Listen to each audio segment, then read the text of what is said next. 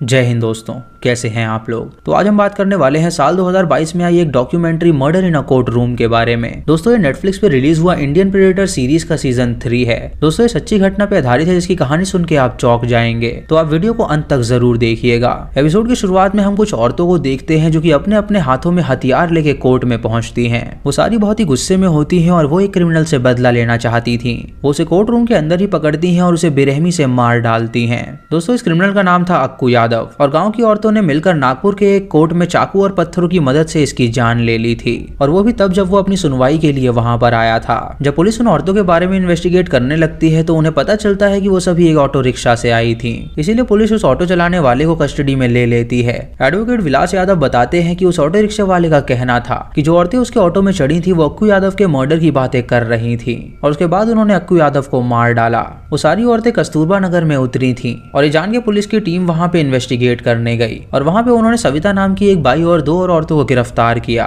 फिर हमें local activist भागन by दिखाई जाती हैं जो कि बताती हैं कि कुछ औरतों ने उन्हें बताया था कि अक्कू यादव को मार डाला है, जिसे सुनकर भागन बाई अपनी बाकी औरतों को लेकर पुलिस स्टेशन में चली गई सविता और बाकी औरतों को बचाने के लिए। वहां उन सब ने मिलकर यही कहा कि उन सब ने अक्कू यादव को मारा है तो पुलिस उन सबको ही गिरफ्तार करे। पुलिस वाले इतनी सारी औरतों को गिरफ्तार नहीं कर सकते थे, इसीलिए उन्होंने एक बूढ़ी औरत को गिरफ्तार करने का फैसला किया ताकि छोटी लड़कियां जो है वो जेल से बाहर रह सकें। फिर हम कस्तूरबा नगर की कुछ औरतों को देखते हैं जो कि अक्कू यादव की मौत से बहुत ही ज्यादा खुश होती हैं और वो बताती हैं कि जब उन्हें पता चला कि अक्कू यादव मर गया है तो उन लोगों ने उस दिन मटन बनाकर खाया। दूसरी तरफ एडवोकेट विलास बताते हैं कि अक्कू का असली नाम भरत कालीचरण यादव था और वो बचपन से ही गाँव में गाय और भैंसों को चराया करता था। एडवोकेट इस बारे में इसीलिए जानता था क्योंकि वो अक्कू का बचपन का दोस्त था और वो एक ही गाँव के थे और साथ में खेला करते थे। अक्कू की सारी लोगों से अच्छी दोस्ती भी थी और वो अपने दोस्तों की बहुत ज्यादा मदद भी किया करता था। दोस्तों अक्कू यादव को कुल मिलाकर 73 घाव दिए गए थे जिसकी वजह से उसकी कोर्ट में ही मौत हो गई थी।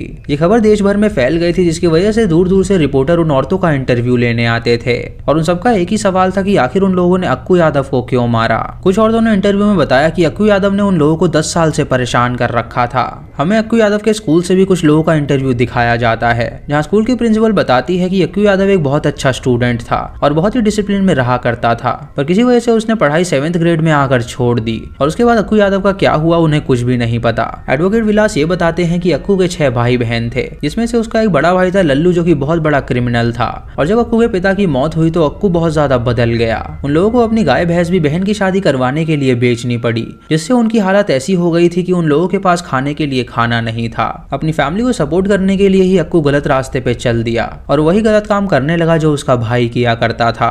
उन दोनों ने मिलकर अपने पड़ोस वाले घर से एक गाड़ी भी चुराई थी और जब उसकी घर की औरत ने अक्कू से सवाल किया तो उसने उसके पति को थप्पड़ मार दिया। एक दिन जब वो अपने दोस्त के साथ कंस्ट्रक्शन बिल्डिंग में चोरी करने के लिए गया तो वहां उन्हें एक लड़का लड़की मिले जब बाकी सब तो सिर्फ लड़के के पैसे छीनना चाहते थे, लेकिन अक्कू ने वहां पे उस लड़की से जबरदस्ती करी और उसका फायदा उठाया जिससे कि अक्कू यादव पे मॉलेस्टेशन का केस भी दर्ज हुआ था और इसी वजह से उसका नाम बाकी क्रिमिनल्स के बीच आने लगा और कुछ गुंडे अक्कू के दोस्त भी बन गए। बस्ती की औरतें ये भी बताती हैं कि उनको अक्कू से इतना ज्यादा डर लगता था कि वो उसका नाम तक नहीं लेते थे। जैसे ही वो उनके मोहल्ले में आता था वो सभी अपने अपने घर में छुप जाया करते थे। उन लोगों ने अक्कू का नाम रखा था मैडम और जब अक्कू को ये बात पता चली कि औरतें उसे मैडम बुलाती हैं तो वो उनके सामने जाके उन्हें गाली दिया करता था। वो लोग अक्कू से इतना डरते थे कि अगर कोई वहां पे मरता भी था तो उसका जनाजा लेके वो लोग उसके रास्ते से नहीं जाते थे क्योंकि अगर उसे किसी बात से बुरा लगता था तो वो उन्हें बहुत ज्यादा सुनाता था। अब जब अक्कू यादव मर चुका था तो जिन औरतों को अक्कू यादव के मर्डर के लिए गिरफ्तार किया गया था उन्हें जेल से रिहा कर देने वाली न्यूज फैलने लगी। कस्तूरबा नगर की सारी औरतें एक साथ मिलकर उन औरतों को छुड़ाने के लिए गईं और वहां पर उन्होंने पुलिस को जाकर ये बोला कि अक्कू यादव उनका शोषण किया करता था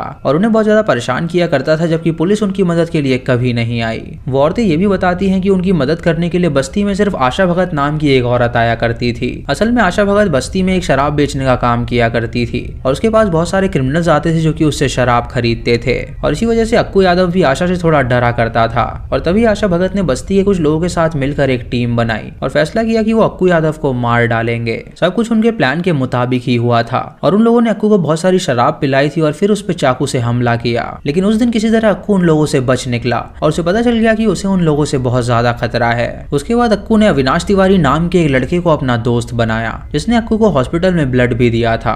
अविनाश आशा का भी दोस्त था और हमेशा उसके घर जाया करता था और ये बात अक्कू को बिल्कुल भी पसंद नहीं आती थी। वो भी एक बार आशा भगत के घर जाना चाहता था जिससे कि उसने अविनाश को मनाने की कोशिश करी, लेकिन अविनाश उसकी बात नहीं माना और इसी वजह से उन दोनों की लड़ाई हो गई। अक्कू का गुस्सा बिल्कुल शांत शांत नहीं हो रहा था। इसीलिए अक्कू अपने घर से चाकू लाया और उसने अविनाश को रोड के बीचों बीच ही मार डाला और इस कारण की वजह से उसे जेल भी हुई थी। जेल में भी उसकी बहुत सारे क्रिमिनल से दोस्ती हो गई, जिसकी वजह से उसे जेल में रहने का भी बिल्कुल भी डर नहीं था। दोस्तों 10 महीने बाद वो जेल से निकल गया और फिर वो अपने अशोक नाम के एक दोस्त के घर गया, जहाँ वो उससे मिलकर धोखे से भगत के घर में घुस गया और आशा भगत को बहुत ही बेरहमी से मार डाला। गाँव की औरतों का कहना था कि उसने आशा भगत के कान और नाक दोनों काट दिए थे, जिसकी वजह से उसे जेल भी होने वाली थी। पर बस्ती के कुछ लोगों ने देखा कि पुलिस ने अक्कू को पकड़ लिया है और वो लोग उसे क्रिमिनल की तरह नहीं रख रहे थे, बल्कि उसका आदर सम्मान कर रहे थे।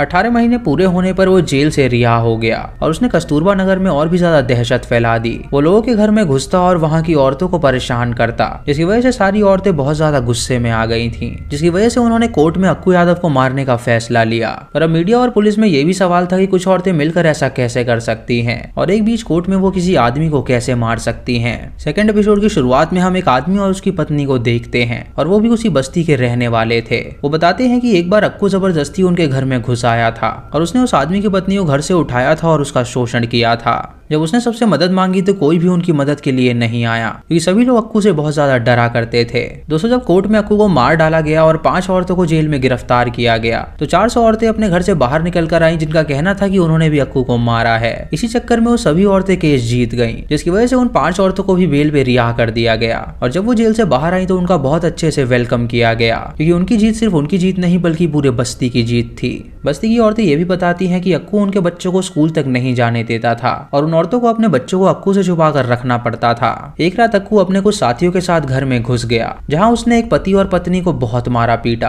और फिर वो उसकी बेटी का शोषण करने गया, लेकिन वो लड़की किसी तरह वहां से बच गई। कुछ लोगों का यह भी कहना था कि अक्कू उन सबके साथ बहुत ही गलत करता था, लेकिन सभी लोग डर के मारे अक्कू की गलती निकालते ही नहीं थे। फिर हमें पुलिस का एक इंटरव्यू दिखाया जाता है, जहाँ ये बताया जाता है कि अक्कू को उन लोगों ने भी मारा था जो कि उसके साथ ही थे। इसीलिए पुलिस इस केस को गैंग वॉर का नाम भी दे रही थी। इसी चलते उन लोगों ने बस्ती के सारे लड़कों को भी अरेस्ट कर लिया था, ताकि वो इस गैंग वॉर को साबित कर सके और उन लड़कों को गिरफ्तार कर सके। इस चक्कर में एडवोकेट विलास भी अरेस्ट किया गया था और सारा आरोप उसी पर डाला गया था। बस्ती की औरतें अब शांत बैठने वालों में से बिल्कुल नहीं थी, तो उन्होंने वापस से अपना इंटरव्यू देना शुरू किया, जिसमें यह साबित हुआ कि अक्कू यादव ने 100 से भी ज्यादा शोषण किए हैं और अक्कू के दोस्त का भी यही कहना था कि उसकी ये बहुत ही ज्यादा गंदी आदत थी और वो बिना शोषण के रह ही नहीं सकता था। उन लोगों ने अक्कू के खिलाफ कंप्लेंट भी करनी चाहिए थी, लेकिन उसने उन्हें धमकी दी थी कि अगर कोई उसकी कंप्लेंट करेगा तो वो उसे जान से मार डालेगा। इसके बाद एक आदमी से हम ये भी जान पाते हैं कि जब उसकी पत्नी के साथ अक्कू ने ये सब किया था तो उसने अक्कू को मारने की 6 बार कोशिश करी थी, पर वो ऐसा नहीं कर पाया था क्योंकि पुलिस वाले भी उसकी मदद किया करते थे।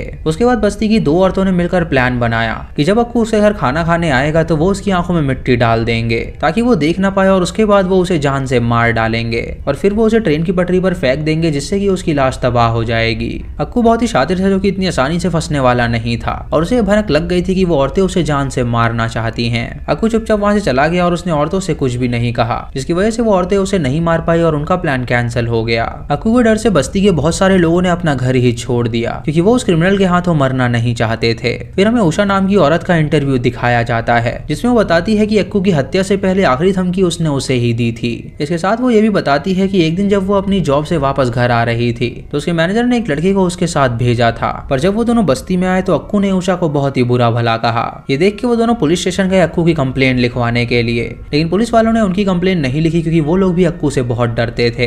अक्कू को किसी भी चीज का डर नहीं था, इसीलिए उसने उषा को परेशान करना चालू कर दिया। उसके घर के बाहर गुंडे लेकर आ गया और उसे मारने की धमकी देने लगा, पर किसी तरह उषा ने हिम्मत दिखाई और उसने गैस सिलेंडर को बाहर रख दिया और उससे कहा कि अगर उसे मरना ही है तो वो उसे जान से मार कर ही मरेगी। जब ये सारी चीजें बस्ती वालों ने देखी तो उन्होंने सोचा कि अगर आज वो कोई कदम नहीं उठाएंगे तो उन्हें आगे बहुत ही ज्यादा नुकसान भुगतना पड़ेगा, जिसकी वजह से बस्ती के सारे लोग वहां पर आ गए उषा की मदद करने के लिए। और जब अक्कू ने उन सबको वहां पे आते हुए देखा तो वो भी बहुत ज्यादा डर गया और उसने उनकी आंखों के अंदर गुस्सा देखा कि अगर वो यहाँ से नहीं गया तो वो उसे मार डालेंगे, जिसकी वजह से वो वहां से तुरंत भाग निकला। बस्ती वाले उसे ढूंढने लगे, लेकिन वो बिल्कुल ही गायब हो चुका था, जिसकी वजह से बस्ती वाले उसे ढूंढ नहीं पाए। उसके बाद बस्ती की औरतों ने उषा के साथ मिलकर एक प्लान बनाया कि वो अक्कू को अब जान से मार कर ही रहेंगे। वो सभी एक झुंड में 3 दिन तक चाकू और पत्थर लेके अपने हाथों में घूमती रही, ताकि अगर उन्हें अक्कू कहीं पे दिखे तो वो उसे जान से मार डालें। ये खबर जब बस्ती छोड़ने वाले लोगों को पता चली तो वो वापस बस्ती में ही आ गए और उन औरतों का साथ देने लगे ताकि वो भी अक्कू को मार सकें। वहाँ पे पुलिस वाले कोई भी कदम नहीं उठा रहे थे, जिसकी वजह से बस्ती के लोगों ने एडवोकेट विलास और उषा के साथ मिलकर एक कॉन्फ्रेंस में जाने का फैसला किया।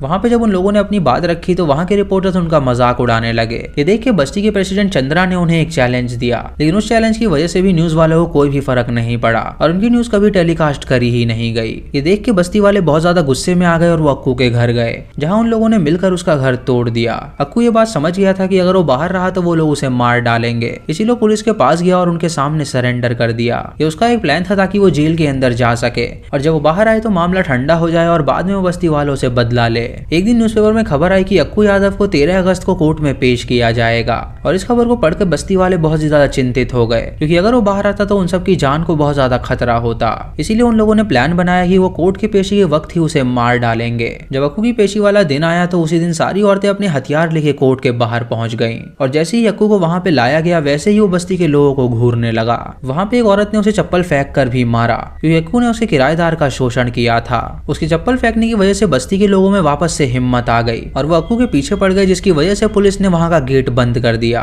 पर इससे कुछ भी फायदा नहीं हुआ, क्योंकि बस्ती के लोग दूसरी तरफ से आके अक्कू को पकड़ लिए और उसके हाथ एक हथकड़ी से बांधे हुए थे। उन लोगों ने अक्कू को बुरी तरह मारा, जिसकी वजह से वहीं पे उसकी मौत हो गई। उसके बाद हमें यह भी बताया जाता है कि अक्कू की मौत ना तो गैंग वॉर थी और ना ही किसी जाति का मामला था। बस उन औरतों ने मिलकर अक्कू को मारा क्योंकि वो उससे रिवेंज लेना चाहती थी। उसकी मौत के बाद सभी लोग बस्ती के लोगों के खिलाफ हो गए, क्योंकि उन्होंने कानून अपने हाथ में लिया था। पर बस्ती के लोगों का यही कहना था कि अगर पुलिस ने पहली बार उनकी बात सुनी होती तो शायद वो लोग ये कदम ना उठाते। फिर हम देखते हैं कि बस्ती के 21 लोगों को इस मर्डर केस में अरेस्ट किया गया था, पर बस्ती के लोग केस जीत गए और उन्हें बाहर निकाल दिया गया। पर फिर भी उन लोगों को पूरी तरह इंसाफ नहीं मिला, क्योंकि अक्कू एक क्रिमिनल था और उसके विक्टिम्स को सरकार की तरफ से एक मदद मिलनी चाहिए थी, जो कि उन्हें आज तक नहीं मिली है। और जो इंसिडेंट उन सबके साथ हुआ है वो बस्ती का एक भी इंसान कभी नहीं भूल पाएगा। दोस्तों इसी के साथ ये डॉक्यूमेंट्री यहीं पे खत्म हो जाती है। आपकी इस बारे में क्या राय है, आप हमें कमेंट सेक्शन में जरूर बताइएगा। चैनल पे नए हैं तो सब्सक्राइब करें और बेल आइकॉन दबाएं नोटिफिकेशंस के लिए। और दोस्तों वीडियो को लाइक और शेयर करना बिल्कुल मत भूलिएगा।